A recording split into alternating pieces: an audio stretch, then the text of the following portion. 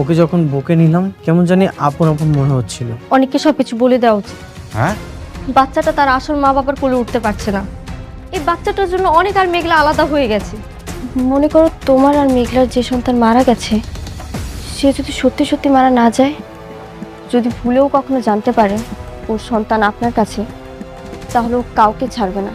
তোরা তো ভিক্ষা করতে আসছিস, টাকা না দিলে এখান থেকে যাবি। কোনো কথা নেই, বের হন।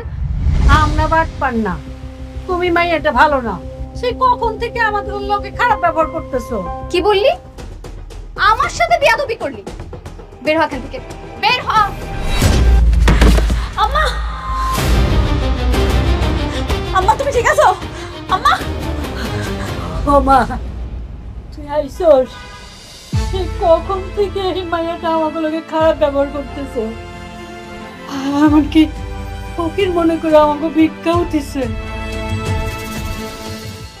ম্যাম, বেয়াদব মেয়ে, তোমার এত বড় সাহস, তুমি আমার আব্বা আম্মার গায়ে হাত তুলো। ম্যাম আসলে কোথা থেকে ভিক্ষু গেছে? ফকির, তোর বাবা মা সমতুল্য, কিভাবে তুই হাত তুলস গায়ে? বাপ মা শিক্ষা দেয় না কিছু তোরে?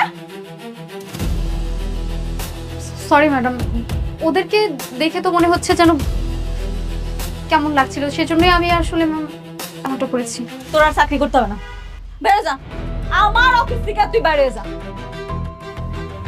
Ma'am ma'am ma'am sorry sorry ma'am, আমাকে চাকরি থেকে বের করবেন না, এইবারের মতো আমাকে মাফ করে দেন প্লিজ ম্যাম। আমার অফিসের রুলস হলো চাকরি করার জন্য ভালো ব্যবহার দরকার। আগে ভালো ব্যবহার শিখবি, তারপর চাকরি করতে আসবি। যা। সিকিউরিটি, সিকিউরিটি, ওনারা বাইর করে দেন। Ma'am ma'am ma'am ma'am last time এমন আর কখনোই হবে না প্লিজ ম্যাম। ম্যাম আমার কথাটা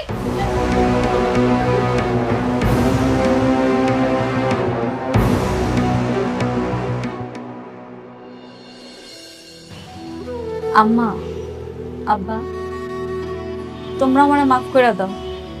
আমি না সত্যি বুঝতে পারি নাই আমার অফিসে আসার পরে এরকম একটা অবস্থা তোমাকে দেখা লাগবে। না রে মা, আমাকে তো চিনতে পারে নাই, মাপ তো আর কি আছে। হ্যাঁ, তারপরও সব দোষ আমারই। আচ্ছা ঠিক আছে, চলো আমরা কিছু ভাবুনি, আসো।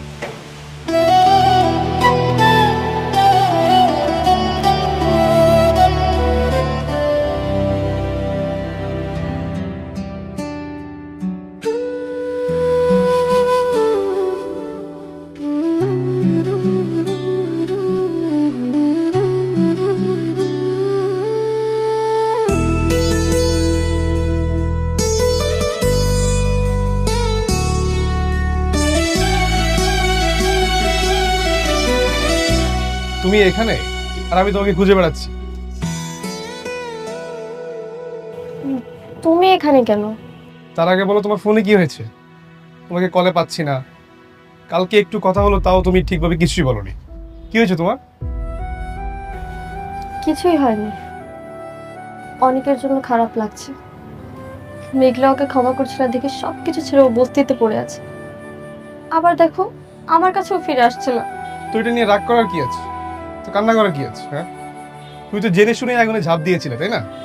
ও সরি, আমরা তো কেউ আগে থেকে জানতাম না যে অনেক আগে একটা বিয়ে করেছে। আমি এখন কি করব? আমি কিচ্ছু বুঝতে পারছি না। না পারছি ওকে ছাড়তে, না পারছি আগলে রাখতে। এই দুটোর মাঝখানে না আমি একদম পুরো ছাই হয়ে যাচ্ছি। একটা কথা বলবো? বলো। আমি জানি না আসলে তুমি কথাটা বললে কিভাবে নিবে। বৃষ্টি, তুমি অনেককে ছেড়ে দাও, ডিভোর্স দিয়ে দাও। এভাবে বাঁচা যায় না। এই বাস্তবতা অনেক কঠিন, তুমি বুঝতেছো না। এই অনিক, তোমার কি মনে হয় অনেক তোমাকে ভালোবাসে? না, অনেক তোমাকে ইউজ করছে। আর যে মানুষটা তোমাকে ভালোই বাসে না, তার দুয়ারে ভালোবাসার ভিখারি না হয়ে বরং যে তোমাকে ভালোবাসে তার হাতটা ধরে কাছে টেনে নাও। অনেক ভালো থাকবে, অনেক সুখে থাকবে। আমি জানি সাব্বির তুমি কি বলতে চাও। তুমি যে আমাকে মন থেকে পাগলের মতো ভালোবাসো এটা আমি জানি। কিন্তু সাব্বির, আমি যদি তোমাকে ভালোই বাসতে পারতাম তাহলে অনেক আগেই তোমাকে বিয়ে করতাম। আমি শুধুমাত্র অনেককে ভালোবাসি, আর আমার মৃত্যুর আগ পর্যন্ত আমি শুধুমাত্র ওকেই ভালোবেসে যাব। ঠিক আছে, আমি না হয় তোমার জীবনের ওই রেল লাইনের দুটি সমান্তরাল রেখার মতো হয়ে থাকবে, যারা এই শহর থেকে চলে যায় কিন্তু কখনো এক হতে পারে না, কখনো কেউ কাউকে স্পর্শ করতে পারে না। তোমার কথা আমার সবসময় মনে থাকবে। এটাই আমার বরং পাওয়া। আচ্ছা, আমি গেলাম, আবার যেতে হবে, এখন না গেলে সমস্যা হবে। শোনো, অনেকের সঙ্গে যদি তোমার দেখা হয় আমার কথা বলো। ঠিক আছে।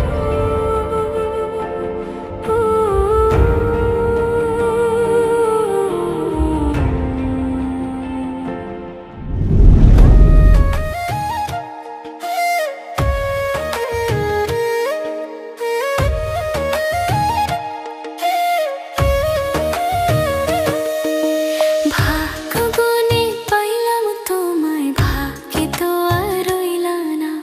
দুঃখে আমার বুক ভেসে যায়, সুখের দেখা হইল না। তবু আমি তোমার আশায় কাঁদি দিবারাত রোজ।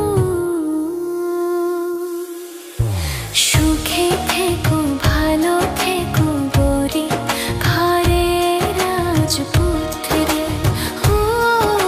সুখে থেকো, ভালো থেকো গরি, ঘরের রাজপুত্রে।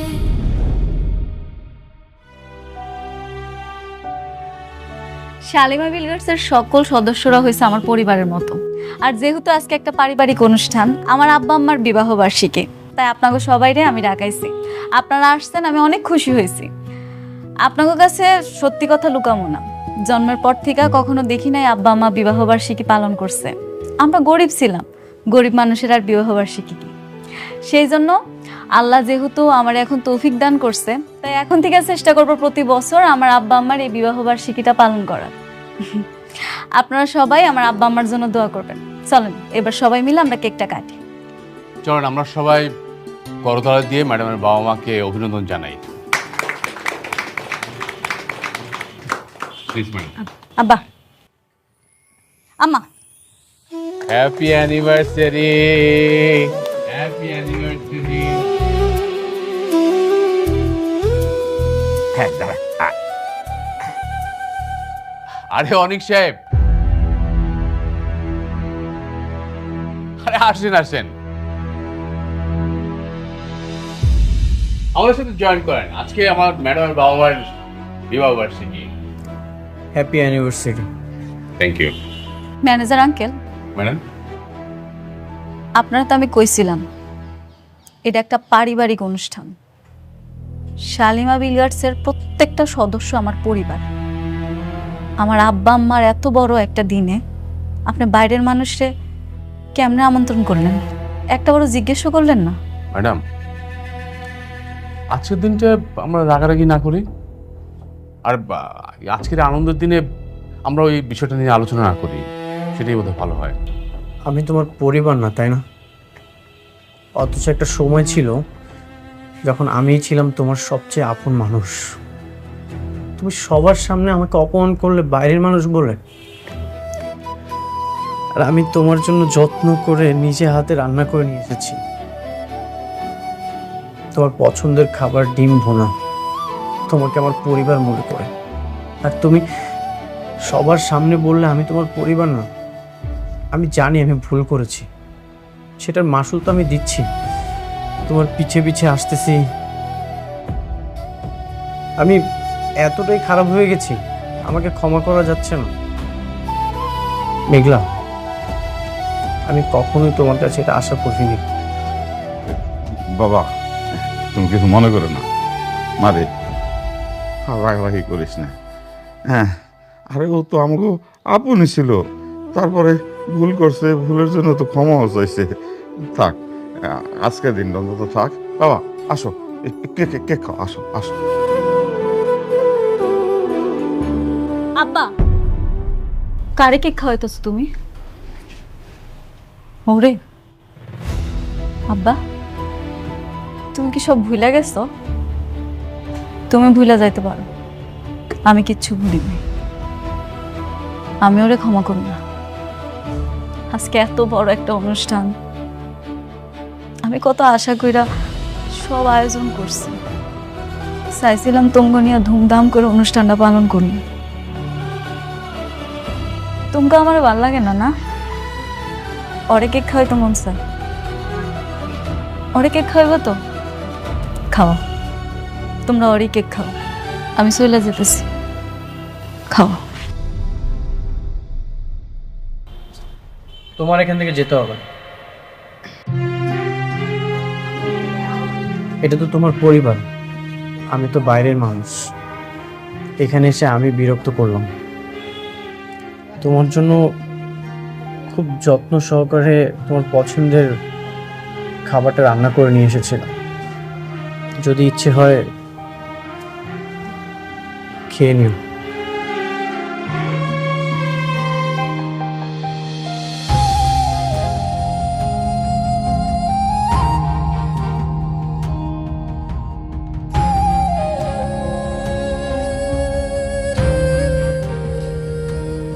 নীলা, আমাদের তো বিয়ের দিন একদম সামনে চলে আসছে, কিন্তু আমরা তো এখনো বিয়ের কোনো প্ল্যানিংই করলাম না।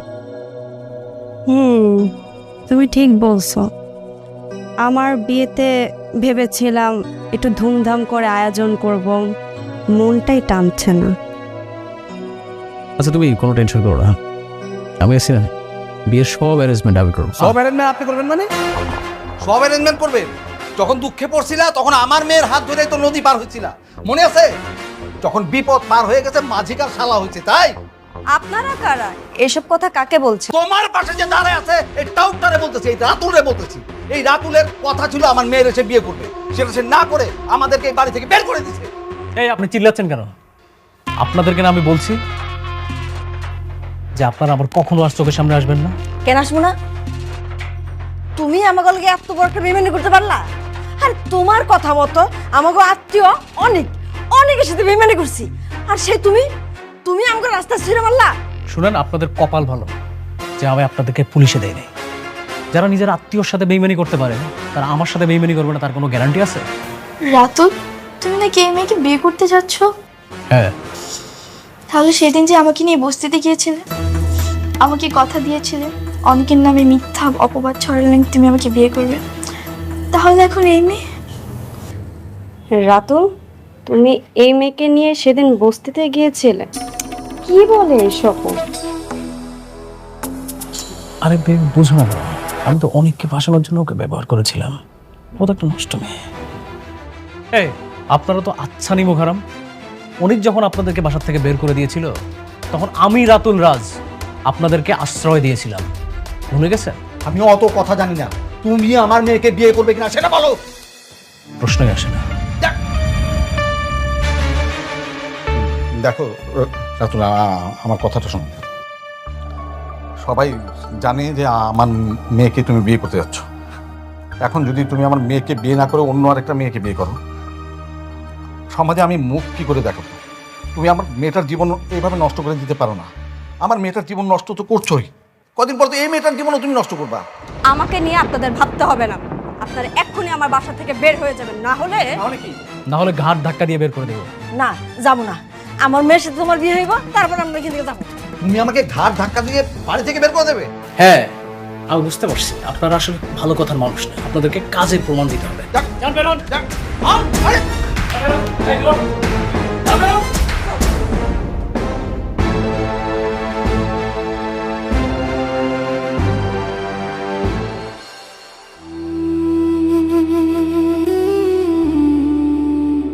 তুমি ওরে এই জায়গা থেকে যাইতে কও, নাহলে তুমি আমার মরা মুখটা পাবা। আমি ওর সাথে আর কোনো কথা বলতে চাইতেছি না, তুমি আরে সুন্দর করে বুঝে বিদায় করে দাও। তুমি আমার স্পর্শ করার অধিকার ওই দিনই হারাইছো যেদিন আমার সন্তানের তুমি অস্বীকার করছো।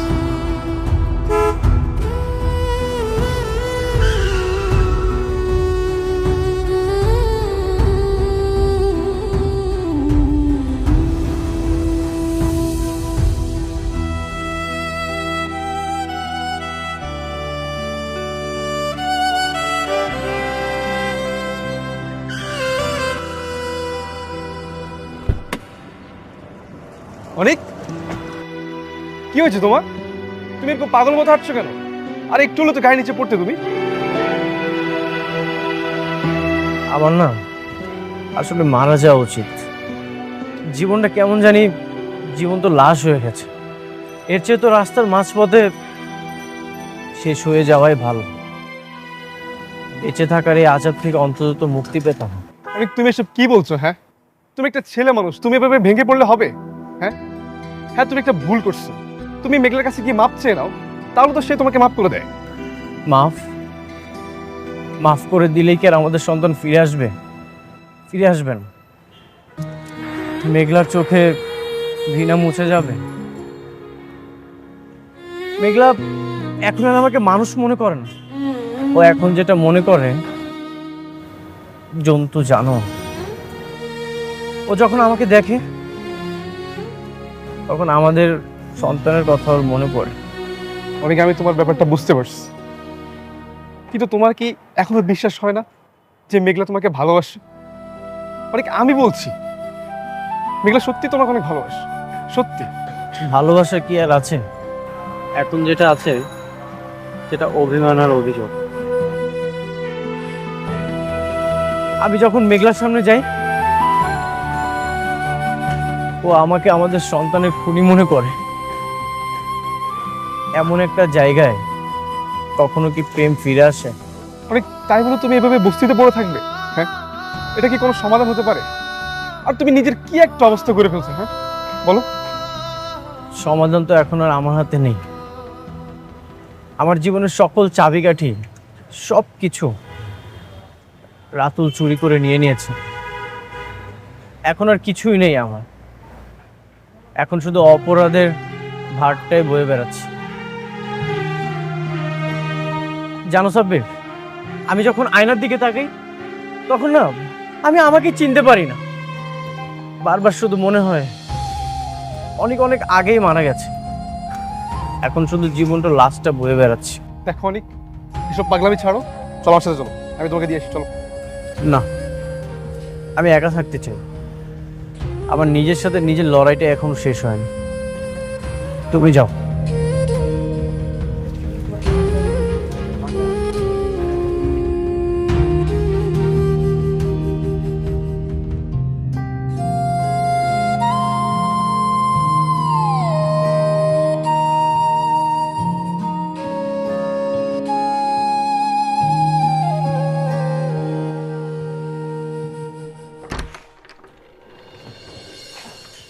ম্যাডাম, উনি আসছেন। আপনি যান। ঠিক আছে। সাব্বির দেখি, তা কি মতলবে আমার এখানে?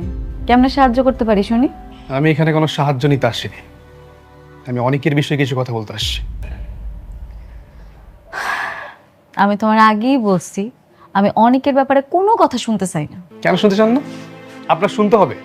সাব্বির, তুমি মনে হয় জানো না কিছু, নাকি নতুন করে আবার সবকিছু শুনতে চাও?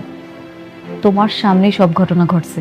তুমি কি জানো না, দিনের পর দিন অনেক আমার অপমান করছে, আমার সন্তানটারে স্বীকৃতি দেয় নাই।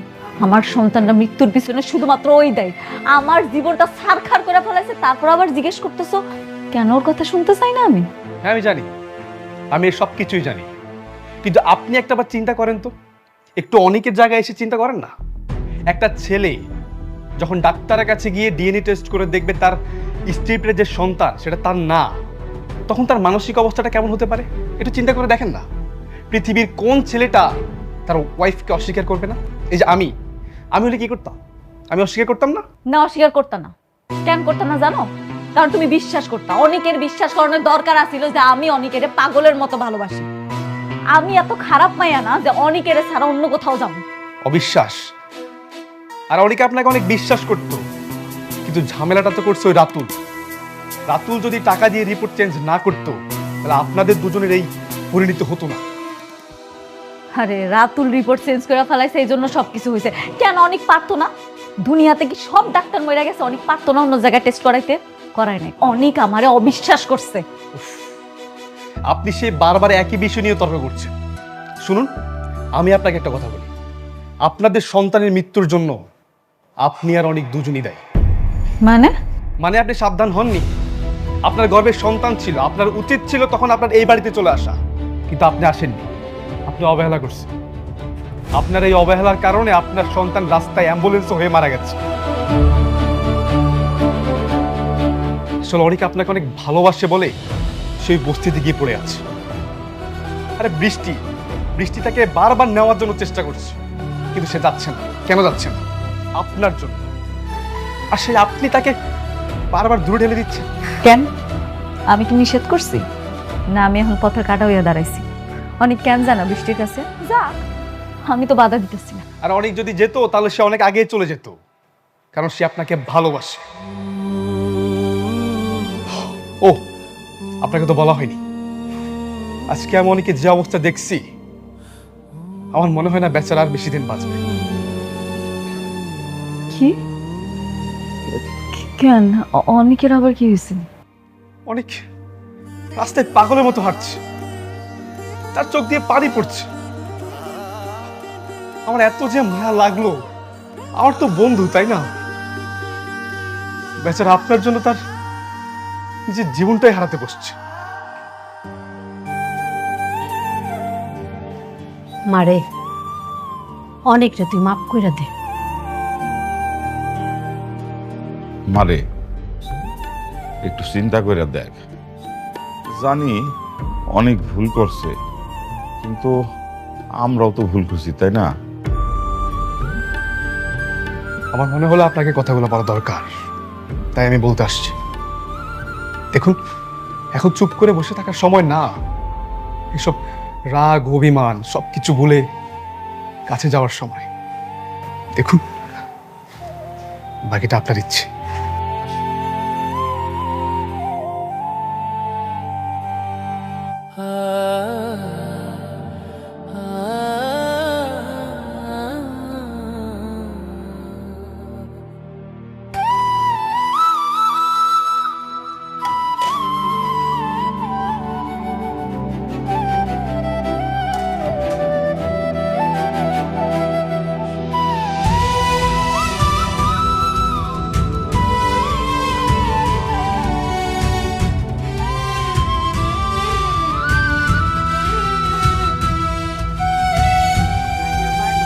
তুমি এখানে কেন আবার আসছো?